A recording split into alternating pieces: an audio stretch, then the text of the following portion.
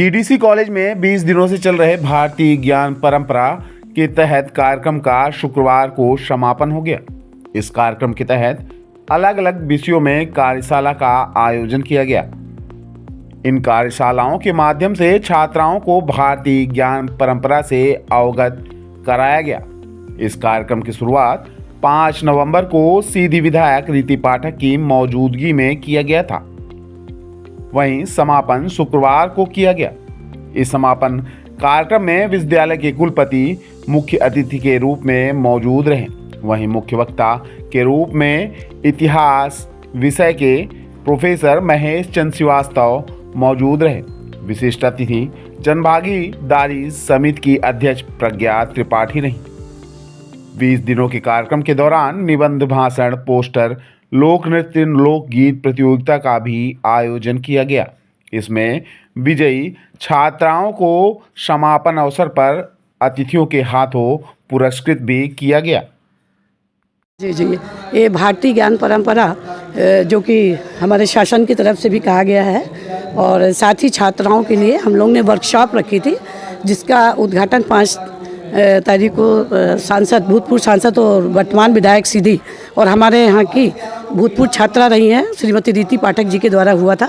और तब से लगातार जितने भी हमारे सब्जेक्ट हैं, और जैसे मान लीजिए कि इतिहास और भारतीय ज्ञान परंपरा, अर्थशास्त्र, भारतीय ज्ञान परंपरा, तो जितने भी सब्जेक्ट हैं सबके साथ भारतीय ज्ञान परंपरा के विशेषज्ञों को बुलाया गया। इसी प्रकार खेल के द्वारा भी कैसे हम भारतीय ज्ञान परंपरा को आगे बढ़ा सकते हैं, एनसीसी के द्वारा, एनएसएस के द्वारा, भूतपूर्व छात्राओं जो एलुमनाई हैं उनके द्वारा।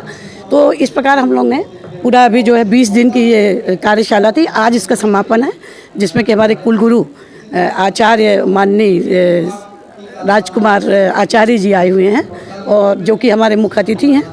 और साथ ही जो मुख्य वक्ता हैं वो इतिहास विषय के प्रोफेसर महेश चंद्र श्रीवास्तव जी आए, जो इतिहास और भारतीय ज्ञान परंपरा के बारे में बतलाएंगे।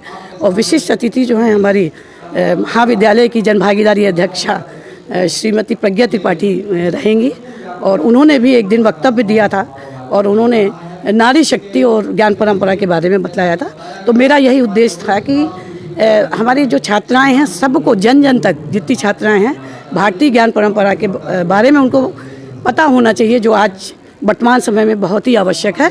और साथ ही इस कार्यक्रम के साथ साथ, वर्कशॉप के साथ साथ भाषण प्रतियोगिता, निबंध प्रतियोगिता, पोस्टर प्रतियोगिता, लोक नृत्य एकल, लोक नृत्य समूह और लोकगीत एकल और लोकगीत समूह, इनका भी प्रतियोगिताएं हुई हैं, जिसमें फर्स्ट, सेकंड, थर्ड छात्राएं आई हैं। और आज कुलगुरु जी के हाथों से उनको हम लोग पुरस्कार भी वितरित करेंगे।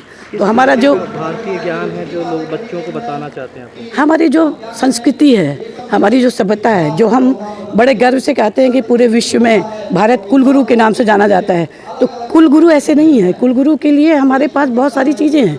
जैसे मान लीजिए नक्षत्र विज्ञान है, हमारा गणित है, आर्यभट्ट जी के द्वारा है, बराह मिहिर जी हैं, हमारे जो सुश्रुत जो हैं, चिकित्सा विज्ञान है, आयुर्वेद है, क्या नहीं है भारत के पास, है ना। तो उनको लेकर के हमारे युवा वर्ग जाने कि पूरे विश्व में हमारा ही ज्ञान लेकर के, हमारे वेद हैं, पुराण हैं, उपनिषद हैं, उसी को लेकर के जो है पूरे विश्व में ये जो है परंपराएं, या वहाँ से कहा जाता है कि हमने ये खोज की है, लेकिन पूरी खोज तो भारत से हुई है, क्योंकि सतत सनातन जो है वो भारत के पास है।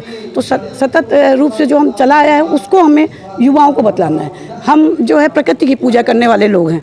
कोरोना के समय में आपने देखा होगा कि प्रकृति की चीज़ों को कितना महत्व दिया गया। हम वायु देवता, जल देवता, इंद्र देवता, सूर्य देवता, चंद्र देवता, है ना, नदियों की पूजा करते हैं, वृक्षों की पूजा करते हैं, पशु पक्षियों की पूजा करते हैं। तो हमारे पास जो है वो पूरा खजाना है सनातन के पास। तो वो चीज़ें हम अपने युवा वर्ग को बताना चाहते हैं कि हमारा आज वर्तमान समय में युवा वर्ग जो थोड़ा पाश्चात्य संस्कृति के कारण भटक रहा है, वो जाने कि हमारी भारतीय संस्कृति के पास क्या चीज़ें हैं, हमारा भारत क्या कितना अमूल्य निधि है। तो वो हम ही लोग नहीं बताएंगे तो कौन बताएगा। तो इसलिए ये कार्यक्रम मैंने रखा और ये बहुत ही सफलतापूर्वक हमारे महाविद्यालय के सभी प्राध्यापकों ने इस कार्यक्रम को सफलतापूर्वक जो है किया और छात्राएं जो है लाभान्वित हुई।